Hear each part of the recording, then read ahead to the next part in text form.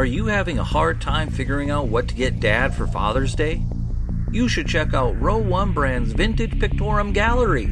They have America's best sports art. With over 7,200 historic sports prints, you're assured to find something unique for Dad this Father's Day. Instead of a boring old tie, get him a historic baseball photo taken by Henry High Sandham at the historic Polo Grounds Stadium in New York City during the 1894 Temple Cup. Or, if he's an NFL buff, check out the 1963 vintage NFL poster. These are so good looking that you'll be amazed how they turn out. Shop now at sportshistorynetwork.com/row1 and save 15% off your order. In this episode, we transform to a little bit different style of storytelling as we tell a story of a young frontier rancher who developed a style all his own, led him all the way into the Hall of Fame of the game he loved and worked hard to get good at. The story and more coming up in just a moment.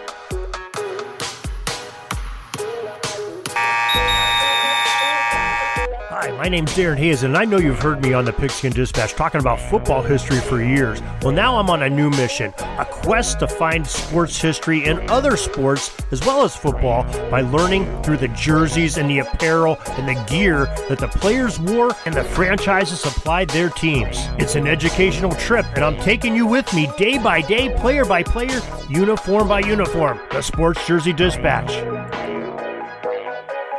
This podcast is part of the Sports History Network, your headquarters for the yesteryear of your favorite sport. You can learn more at sportshistorynetwork.com. Hello, my sporting friends. This is Darren Hayes of the Sports Jersey Dispatch. Welcome once again to the Pig Pen, your portal for great sports history. And we're going to do a little bit of a different type of storytelling today. We're going to do a little bit of a mystery and reveal at the end of a very famous player that I'm glad I got to learn a lot about here on my quest to learn more about sports history. Now, our story of this young man starts with the birth of the young lad, and his name was Edward, is what we'll call him, in 1902 in a western frontier territory. Now, Edward's family was they were ranchers, and they were in a region that had a very hard life in that region that they lived in. And his parents dreamed of their children getting an education and escaping the tough farming life bestowed upon them. Well, in school, Edward was, let's just say, not the best of students. One story example has him receiving a school assignment of some 20 spelling words to learn.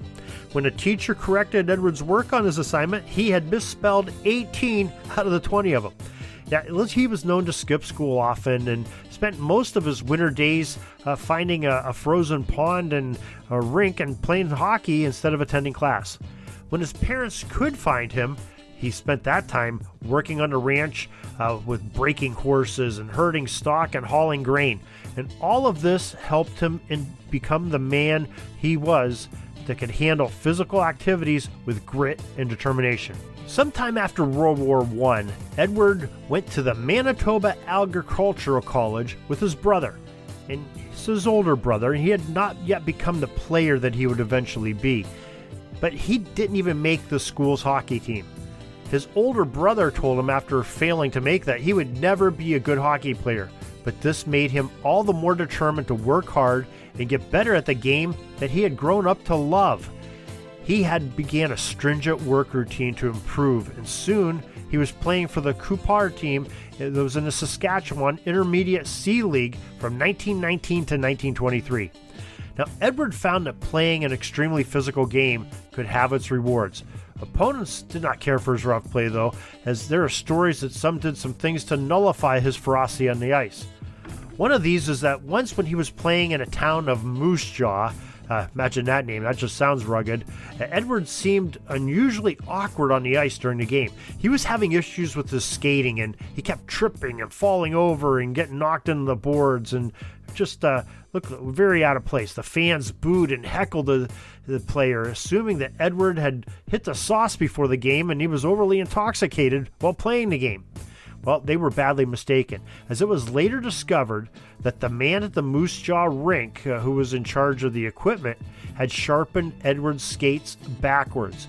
Well, there's no proof that could be found to say that this definitely happened, but the Cupar team would be outscored in this contest by the Moose Jaw team. Now, Edward and his Coupar teammates would rebound a year later, and they got past Moose Jaw, and in the end, they defeated a really good team, the Melville Millionaires, for the title of the league. So eventually, he moved up in the world of hockey when he joined those Melville Millionaires who had requested Edward play for them in the 1923-24 season after his former team had defeated Melville in that title game. And they saw what an impact player that Edward was. Well, he would accept their offer, and he led them to the Saskatchewan Senior Championship in his very first year with that club. And it's not a professional league, so Edward moonlighted as a fireman for the railway systems during his time in Melville. Well, his style of play was that of a punishing bruiser. He would just punish opponents, and he was known for his violence. Well, the Melville coach, knowing this, had asked Edward not to even take one penalty minute during a championship game.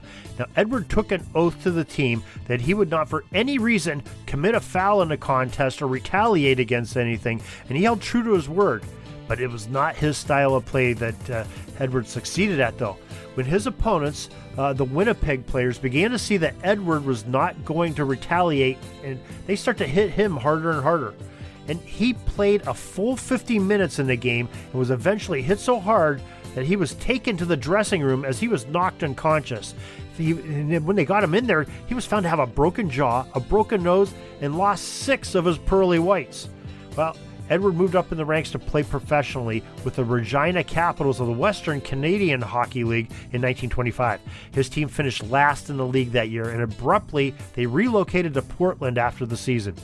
Edward soon transferred to be on the roster of the league champion Edmonton Eskimos in 1926 when he converted from forward to a defensive position and was given the nickname the Edmonton Express. Edward helped guide the Eskimos to first place in the Western League, and they would play in the final round against Vancouver. In one of the first games in the final, Edward was cut in the leg by a skate, and he required 14 stitches. And his status to play in the final game of the series was in serious question and doubt. And however, one of his teammates jokingly remarked that maybe he was faking the injury. Well, they all knew he wasn't, but Edward, he really took it to heart, and he went out to prove his sarcastic buddy wrong. He played the entire game, but the stitches in his leg came out, and the blood started to seep down his leg, leaving a bright red trail of blood on the ice as he played. He played an outstanding game too, but Vancouver came out ahead and won the series. In 1926, the Western League of Hockey folded, and it was soon purchased by a Boston, Massachusetts grocery store tycoon named Charles Adams, who also happened to be the owner of the Boston Bruins NHL Hockey Club. Edward was immediately transferred to the Bruins along with some other stars of the WCHL. His physical style was really suited for the NHL game, and Edward set a then NHL record for 165 penalty minutes in just his second season. Well, here's the big reveal. Edward William Shore is the name of the player, and he was the first defenseman to take the puck from behind his own net and rush electrifyingly up the ice and score. He's also renowned as one of the toughest players ever to play the game.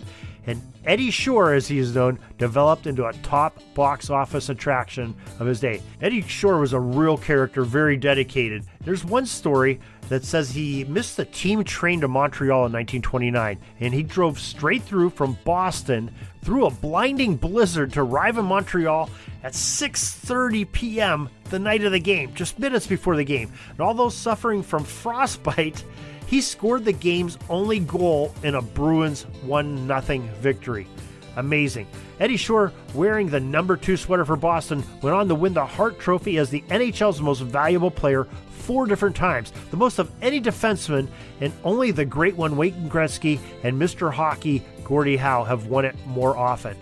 After the league began naming the NHL All-Star teams at the end of the Shore's 5th season, Shore was honored as a first-team All-Star in 7 of his last 9 seasons, while being named a second-team All-Star on 1 other seasons, and in the remaining seasons he missed over half the schedule due to an injury, and Eddie was enshrined eventually into the Hockey Hall of Fame. And what a great story, a great legacy of Eddie Shore, most known for that number 2 jersey with the Boston Bruins and one of their greatest players of all time, and the hard-hitting, dedicated, gritty defenseman that came from out there in the Saskatchewan area of Canada. So just an excellent story, and I hope you enjoyed that reveal and mystery type episode that we gave you today. Hopefully it gave you a little bit more intrigue into the game and the story and great legacy of Mr. Eddie Shore. So we appreciate you joining us today. We hope you'll join us back next time as we are going to talk a little bit of baseball with Joe Ziemba and Chicago baseball and learn a little bit about his favorite team and their origins. Until next time, everybody, have a great Sports History Day.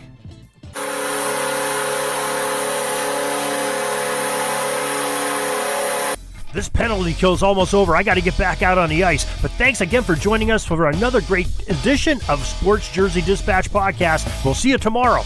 We invite you to check out our websites, jerseydispatch.com and pigskindispatch.com. Not only see the daily sports history, but to experience the preservation of great events and people that play the games. Find us on Pigskin Dispatch. It's also on social media outlets of Facebook, Twitter, Instagram, and don't forget the Pigskin Dispatch YouTube channel. You get all your daily sports history. Pigskin Dispatch is happy to be associated with the Sports History Network, the sports headquarters of yesteryear, found at sportshistorynetwork.com.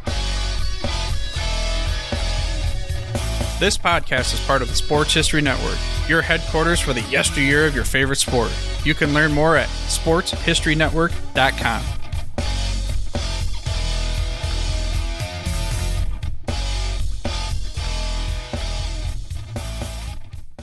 At the Sports History Network, we're all about sports yesteryear, and so we're so pleased to introduce you to Row One, an online memorabilia gallery and shop that brings your sports history to life anywhere. The Row One gallery includes over 5,200 gorgeously reproduced prints of team posters, game program covers, game tickets, advertisements, and more in baseball, pro and college football, pro and college basketball, and more. And any gallery item may be printed in a variety of sizes on wood, metal, canvas, acrylic, or poster paper. And in Row One shop, check out the thousands more of unique items with the retro and historical designs dating back to 1876, including t-shirts, long sleeve shirts, phone cases, mugs, blankets, pillows, towels, and even shower curtains. Go to sportshistorynetwork.com, ROW1, for access to the full Row One catalog and for gallery prints and gift items, plus get a 15% discount off all prints on the Row One Pictorum Gallery with coupon code SHN15. Follow the link on the show notes.